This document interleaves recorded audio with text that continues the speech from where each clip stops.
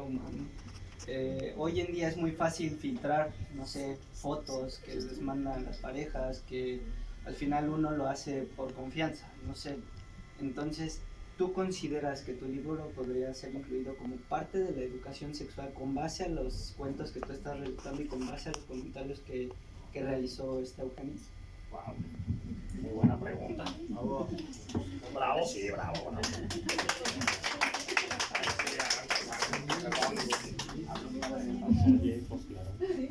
Pues mira, yo cuando le mandé los cuentos a Eugenia, yo lo veía como un Ya ves lo que material ocasionas con tus preguntas, ¿no? pues, entretenido hasta cierto punto. Está muy bien. Cuentos que te hacen sentir algo, que te dejan pensando, que te dices, ay, ¿qué pasó aquí? Porque esa reacción que todos tenían cuando les leía mis cuentos no era como, oye, ¿estás bien? ¿Todo bien en casa? Y contacto a Eugenia y ella me dice, mándalo a las escuelas de sexología. Digo que así. O sea, me sorprendió mucho su respuesta, fue una respuesta muy grata y con ella me di cuenta que el libro tiene mucho más potencial de lo que yo había alcanzado a percibir como escritora, porque uno siempre está pegado a sus textos y no logra como ver el todo. O sea, a veces decimos, ay, es que mi texto no vale nada, y a veces creemos que lo vale todo y pues... Entonces, como autores no podemos tener una versión totalmente parcial sobre nuestra escritura, pero aquí teniendo fe a Eugenia, la mejor sexóloga de México, que me dice, tu libro vale oro, mándalo a todas las escuelas de sexología, todos lo tienen que leer, pues algo ha de haber de cierto en sus palabras. Que nos diga Eugenia también. Sí, definitivamente sí, porque como lo mencionábamos hace rato, nos ayuda a comprender el poder del imaginario. Y además algo muy interesante que tú dijiste, digo, si estudiamos al Márquez, ¿por qué esto no? Es una muestra de lo que la mente puede lograr, porque es algo que ella jamás vivió, ¿no? Como mucha de la literatura del Márquez, que lo escribió estando preso, ¿no? Entonces, ese gran poder del imaginario creo que nos puede ayudar a dejar de tenerle temor a Eros, y como muy acertadamente dijo Clara, ojalá que comprendamos que somos sujetos sexuados y no hay quien pueda no serlo. Todos, aun el niño, aun una persona con discapacidad, aun un adulto mayor, todos somos sujetos sexuados. Así que creo que por lo menos los que estamos aquí tenemos clara esa parte que queremos explotar de nuestro cuerpo y de nuestra mente. Gracias. Fuerte el aplauso, por favor. El día de hoy puede ser un día histórico porque, como dice, toda esta información se puede ver posteriormente. Veamos hacia dónde llegue todo esto. Pero a ver, ¿quién tiene otra pregunta para nuestra...? A ver... Acá ahí trae la mesera. una acotación. Por favor, joven. Pasamos de aquel lado el micrófono. Gracias. Gracias. Muchas felicidades. Gracias. Por tu libro. Muy buenos cuentos. Leí algunos, no he terminado todavía, pero muy buenos. Quería aprovechar esta oportunidad por todo lo que se ha comentado aquí y se ha preguntado, se ha respondido, porque una de las cuestiones que pasamos como país o como nación, pues es precisamente el miedo.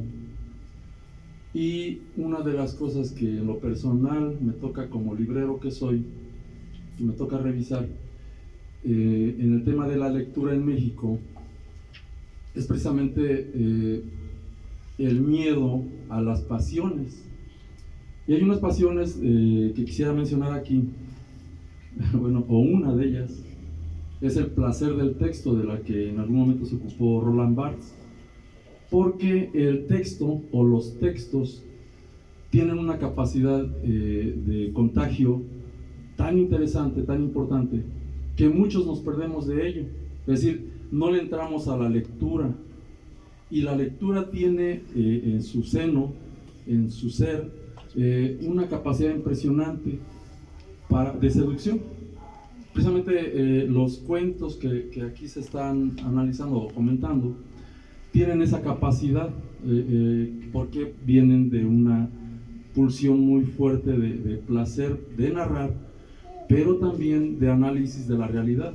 se mencionaba en la pregunta, ¿no?, lo que pasa con el problema de los feminicidios, y que sí incide, es decir, la población o estos violadores, la población violadora o la población que se cae en este tipo de vicios o de problemas de comportamiento, tienen esa dificultad de expresar o de llegar al placer. Y entonces, porque estuve platicando con un joven que estudia Derecho, y fue el primero que entrevistó al violador, a este asesino, al asesino serial. Aquí afuera, cuando llegamos, hace 2 meses que llegamos a este espacio, hace 20 días que reinauguramos, estuve hace mes y medio, yo creo, platicando aquí afuera con el estudia Derecho, y dice deseos de, bueno, la intención de estudiar Derecho Penal, pero me estuvo platicando, de manera así en corto, las preguntas que le hizo al violador, al asesino serial, y entonces me da la idea de intervenir con esto, ¿no? Que luego tenemos, o se tiene en general, miedo a la lectura. Hay un miedo intenso, inmenso en México, a entrarle al libro, a entrarle a los libros. Y escuchando las respuestas que da Leonora, estas respuestas vienen en muchos libros. Podría enumerar varios libros que he leído, y varios de los que están aquí, me refiero a los libros, que vienen estos planteamientos, estas inquietudes, estas respuestas, pero que por esa incapacidad para entrarle al texto o para entrarle a los libros, nos quedamos al margen. La gran mayoría, lo comento mucho con mi esposa Clara, que sabemos muy bien, como gente del libro que somos, para qué porcentaje de población nacional trabajamos, para qué cantidad de población laboramos en el libro o en los libros. Se lo voy a decir para que lo sepan, porque está la encuesta nacional de lectura. Es apenas un 2.5%. Apenas un 2.5%. Y entonces la pregunta que siempre anda flotando es: ¿y qué hace el 97% de población? Bueno,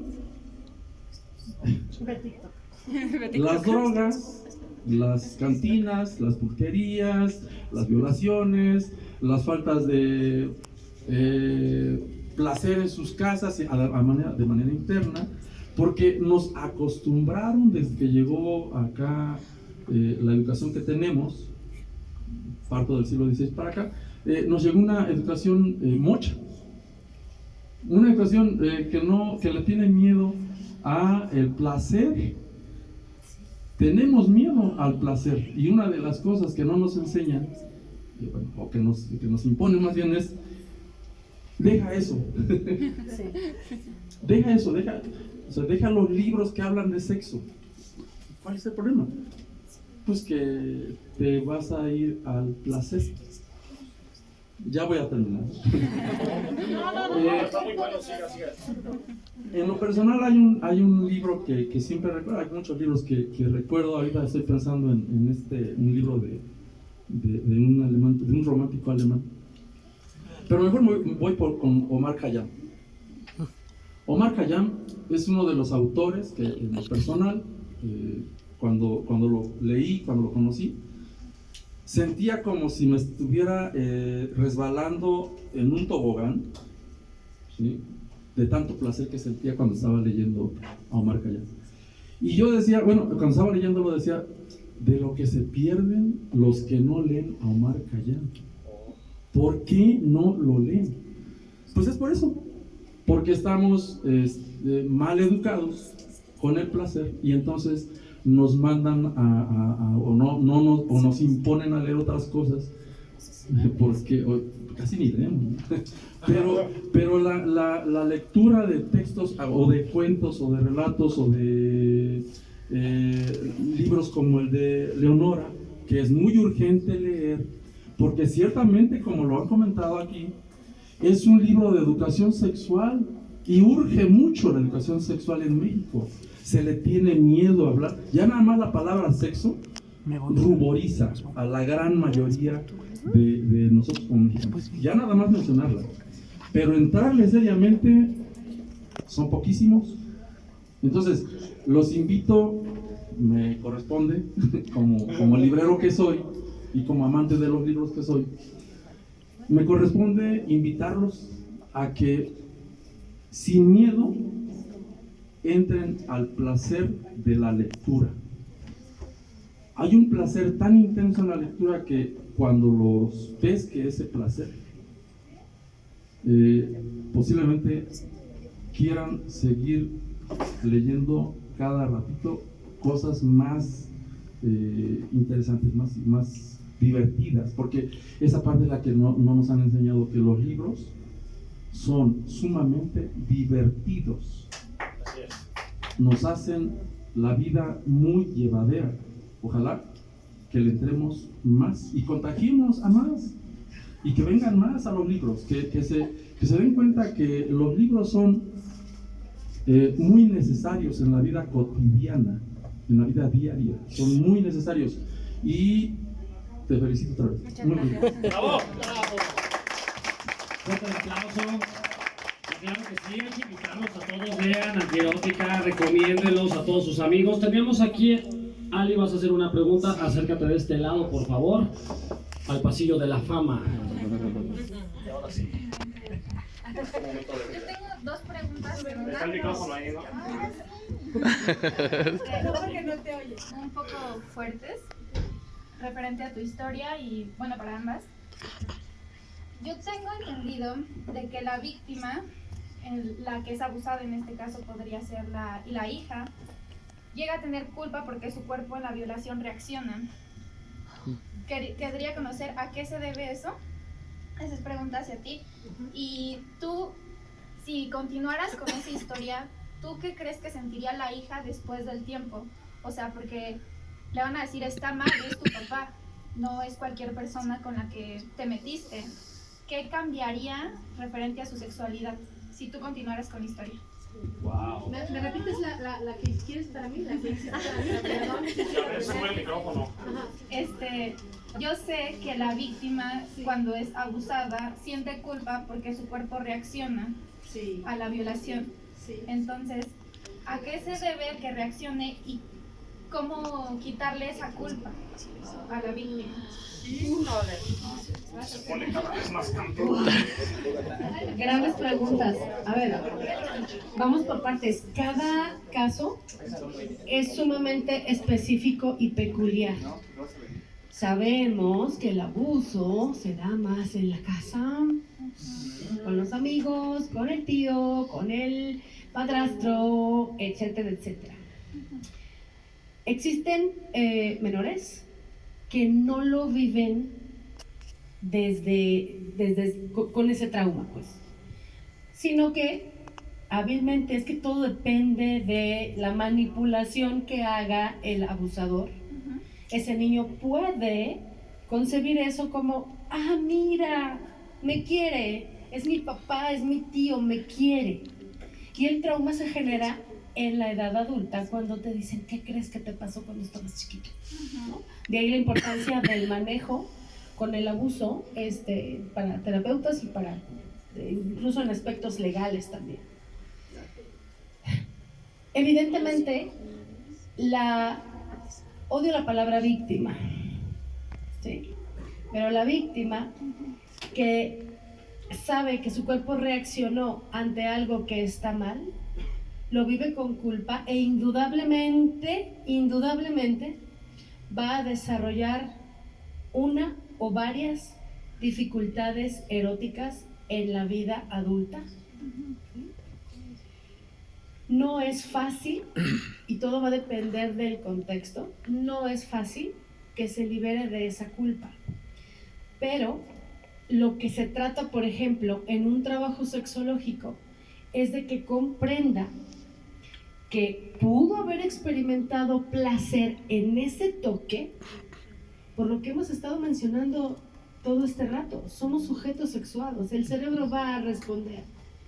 El conflicto nace cuando me doy cuenta que es mi papá, o que es mi mamá, o que es mi tío, ¿sabes?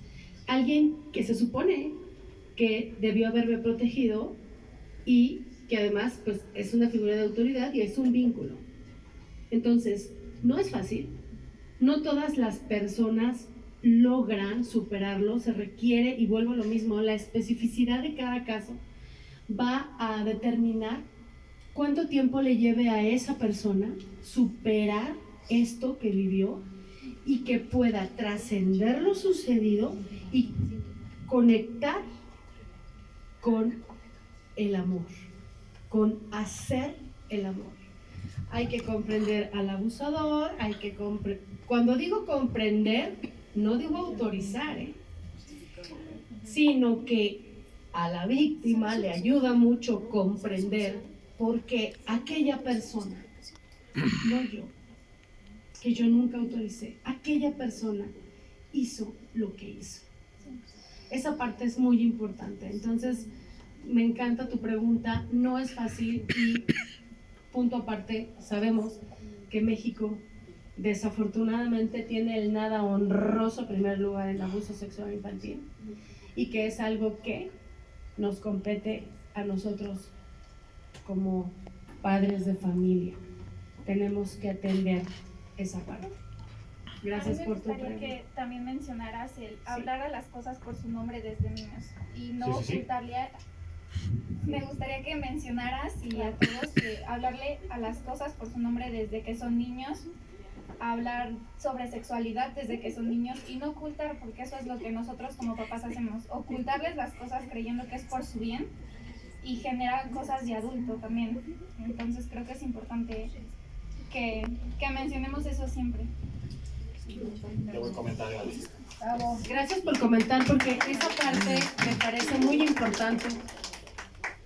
Pocos, pero tenemos en México grandes sexólogos infantiles que se dedican a dar todos estos cursos y capacitaciones. Una de ellas es la maestra de mi hija, porque mi hija, aún con una discapacidad mental moderada, lleva 2 cursos de sexualidad con la maestra Vicenta Hernández Haddad, que ella vive aquí en la Ciudad de México, y también el sexólogo Fernando Álvarez, ¿no? Ellos dos son geniales en esto. Fernando tiene un libro que ya va sobre la 2ª edición, Juegos para la Educación Sexual Infantil, algo así se llama. Es importante lo que mencionaste. No debemos adelantar información. En cada edad tenemos que brindar información. Desde el cuidado del propio cuerpo, el aseo del cuerpo, el concepto de intimidad para los más pequeñitos. Evidentemente no le vamos a soltar información que todavía no está listo para comprender a un menor. Entonces cada etapa y además cada hijo, es muy importante que conozcamos a nuestros hijos, porque pueden llevarse pocos años, pero ser sumamente diferentes entre ellos. Entonces la educación sexual infantil, creo yo que debe ser muy, muy, muy personalizada y que nosotros, los papás, tenemos primero que educarnos como educadores sexuales de nuestros hijos. Es un tema muy profundo ese que tú estás tocando y que me encanta que se esté tocando en esta noche porque son cosas muy importantes. Y efectivamente, no es la cosita, es el pene, es la vulva. No le digan vagina, por favor. La vagina es lo de adentro, el canal vaginal. Lo de fuera es la vulva. Y todo eso, ¿no? Entonces, sí, así es. Muchísimas gracias por tu pregunta. Bueno, pues me acaban de meter en un aprieto. Así que jugando a ser Doctor Strange, me imaginé 2 escenarios posibles para Nancy. Y esos son catastróficos. Uno es porque, o sea, ahorita me surgió la idea que podría ser un enamoramiento hacia su padre. Porque, o sea, diferentes lecturas, bueno, diferentes comentarios de personas me han hecho reflexionar mucho sobre lo que hay en el texto, que me dicen, es que ella parece disfrutarlo. O sea, desde la vista del hermano, ella no pone ninguna resistencia, ella pues parece que está cooperando. Entonces existe cierto enamoramiento del padre. cuando crezca se va a dar cuenta que ese enamoramiento es erróneo, que está mal porque es su padre, ¿cómo te vas a enamorar de tu papá? Entonces, aquí que Eugenia me corrija, se me figura que tendrá una sexualidad muy frustrada, una porque está enamorada de su papá, entonces ninguna relación le va a funcionar, y otra pues va a reprimir la sexualidad que tiene, porque si va a estar con el novio, pues va a estar pensando en el papá, entonces, ¿cómo voy a pensar en mi papá cuando estoy con mi novio? Y la otra es un tipo síndrome de Estocolmo, donde ella es víctima, donde ella está cooperando porque no sabe qué más hacer, y aún así es una violación. Entonces el cuerpo va a reprimir y no va a ser capaz de sentir algún orgasmo, porque va a estar mal, porque su cuerpo lo va a asociar hacia algo malo, algo que no debió haber pasado, y ella fue partícipe de eso. Aunque no sea su culpa, ella participó en el acto. No sé si Eugenia tiene algún comentario. De que va a tener conflictos, los va a tener. En una ocasión, platicando con un pederasta, que es muy interesante trabajar con pederastas, la verdad. Él me alegaba que un niño puede consentir el encuentro. Fíjense nada más qué idea tan terrorífica tienen en la mente, ¿no? Está en la mesa ahorita. ¿Eh? Está ahorita en la mesa, ¿no? Claro. Pero si nos acercamos a lo que nos enseña la neurociencia, el cerebro todavía no tiene la capacidad para discernir qué es bueno para mí o qué no es bueno para mí. En el caso de este texto, de este cuento, no necesariamente ella está enamorada, no necesariamente está accediendo, vamos, está siendo perfectamente bien manipulada, que es una de las características de los grandes criminales, ¿no? El poder de manipulación. Y si yo le vendo a un menor esto como un acto de amor, él va a creer que las cosas son así.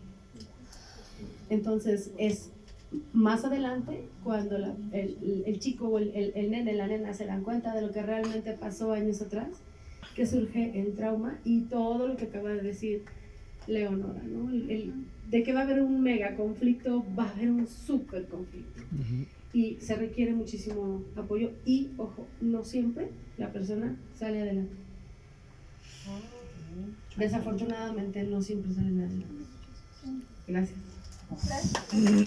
Fuerte el aplauso, por favor. Esto ya se está poniendo cada vez más fuerte, tanto conocimiento gracias a sus preguntas. ¿Alguien más que tenga alguna pregunta para nuestra autora? Por favor, caballero, pase de este lado. Vamos a darle un aplauso porque está largo el trayecto. Pues buenas noches a todos por estar aquí presente y felicitaciones por tu libro. Y como dices de entrada, pues aquí el espacio, hablar de erotismo, siempre como que es el tabú, nos espanta.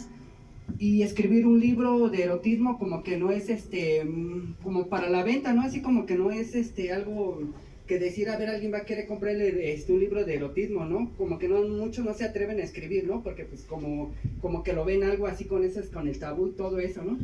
Bueno, eso es una. Bueno, la otra, mi pregunta sería, por ejemplo, ¿cuáles fueron tus autores, tus referentes para que te llevara a la escritura del erotismo? Esa sería mi pregunta. Y la otra, por ejemplo, aquí se ha hablado muchas cosas interesantes y de entrada estamos todos aquí. Hay muchas cosas que ahorita yo estaba pensando de muchas cosas, es un compendio de ideas, de que como dice hay que reeducarnos por lo que está pasando. Como comentaban y escuchaba a la sexóloga Clara que decían, por ejemplo, que en un tiempo aterricemos para que conozcamos bien, por ejemplo, la sexología y eso. Pero lo que pasa es que el pensamiento occidental y todo eso pensamos que de allá viene. Y si vamos desde la arqueología o desde la antropología, hay un grupo que no recuerdo ahorita, una tribu que se llama de África, los Yamis, que ahí los adultos educan a los niños desde muy jóvenes y ahí el robo ni el asesinato es lo más cruel, sino que los celos es lo más cruel porque ahí no hay posesión de la mujer, que ahí el hombre no hay posesión hacia, bueno, el hombre no tiene posesión sobre la mujer, no hay celos, eso es el más condenado, ¿no? Entonces hay mucha, no nada más, eso ha existido en los polinesios, han educado a los niños. Entonces si vamos a otras partes, la sexualidad se ve normal para el pensamiento occidental y todo eso. A lo mejor sí como que empezamos a ver esa parte y eso. Pero hay muchas cosas que a mí, bueno, ahorita me trajo así a colación muchas cosas. Por ejemplo, otra parte que me llamó la atención, el Marqués de Sades. El Marqués de Sades es una literatura erótica, pero hay autores que lo han criticado porque se supone que la sexualidad tiene que ser consensuada el uno del otro, ¿no? Que los dos. Entonces el Marqués de Sades, él es precisamente, ¿no? El sadismo hacia la otra persona, ¿no? Él era violentar el cuerpo hacia la otra persona. Entonces le cuestiona al Marqués de Sades si ese es erotismo lo que él hacía, ¿no? Violentar el cuerpo hacia el otro, ¿no? Entonces, bueno, hay muchas cosas que dentro de esto del panorama para tratar, son temas que, híjoles, que nos hace reflexionar, ver muchas cosas, pensar. Y pues ahorita, como digo, de entrada, todos los que estamos aquí presentes, pues ya por lo menos ya vamos educándonos sobre la sexología, ¿no? Y pues muchas felicitaciones, y esa sería mi pregunta, ¿no? ¿Qué autores eróticos y cuáles fueron tus autores que te llevaron o de dónde empezaste a ver el erotismo, ¿no? Bueno, muchas gracias. Fuerte el aplauso, gracias por esos datos culturales. Bien, a mí me gustaría hacer un comentario con algo que dijo. Pareciera que es muy complicado, que nadie va a querer comprar un libro como este, pero en realidad es maravilloso. Es lo más fácil de vender. Ya mi trabajo como editor me está enseñando que pues yo también debería escribir de sexo, porque lo demás está más complicado de vender. Sobre todo, y también le he comentado aquí a Leo, lo que más nos convendría es que algún grupo ortodoxo diga: vamos a cancelar a Leo y vamos a cancelar a este libro, que no lo compre. Uy, eso nos convendría mucho, ¿no? Hacen la voz a la religión Y que nada más se consigan libros monicongo, nada más. Pero lo cierto es que está esta parte social en la que el autor dice: no voy a escribir de eso, ¿no? ¿Qué van a decir mis papás? ¿Qué van a decir mi familia? ¿Qué van a decir mis amigos? No. Ahora sí que comercialmente hablando se fue por la fácil, ¿no? Porque esto se vende de forma maravillosamente fácil. Entonces ese era mi comentario, decir, no le tengan miedo. Si alguien se quiere dedicar a escribir algo, no le tengan miedo a escribir algo así de radical, porque en realidad lo radical es lo que nos va a ayudar a nosotros como editores a venderlo, ¿no? Entonces, háganos ese favor, ¿no? Escriban cosas radicales, cosas que vayan a hacer ruido, porque eso es lo que se va a vender. Le paso la palabra.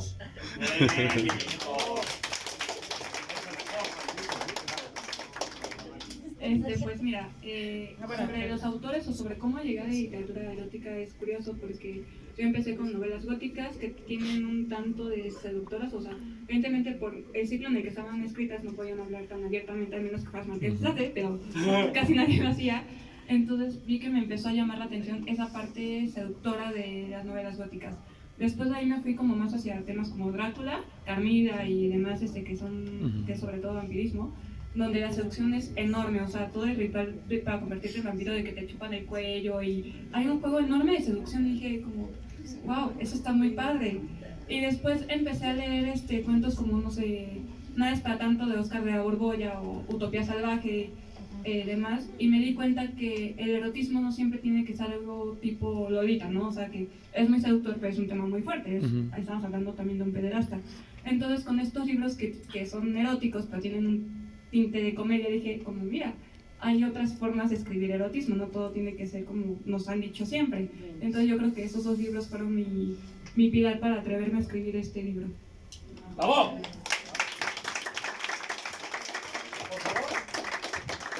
Vamos a ceder el micrófono a esta belleza de mujer. Bueno, lo mío es como un comentario, un par de comentarios. Efectivamente es importantísimo, y quiero decirte gracias por escribir de lo que nadie habla. Tú estás hablando de lo que nadie quiere hablar. Y nosotros como sociedad, en el momento en que tengamos este diálogo y que concienticemos eso que estamos negando, vamos a avanzar más. Así que de veras, gracias. Gracias por hacerlo de una manera tan clara, tan sencilla, tan palpable, porque entonces puedes llegar a más público. Yo no dudo que haya muchos libros que toquen algunos de estos temas, pero me sorprende la manera en que lo haces tú. Y eso es lo que yo creo que es muy importante para el libro y para que esto pueda realmente revolotear en la mente de la gente que lo lea, ¿no? Ese es un punto. Creo que como sociedad nos falta muchísimo, ¿no? En un país donde hemos sido castigados y donde todos somos doble moral, donde todos intentamos no serlos y terminamos siéndolo en algún momento, ¿no? Casi nunca. Hace poco yo celebraba un cumpleaños.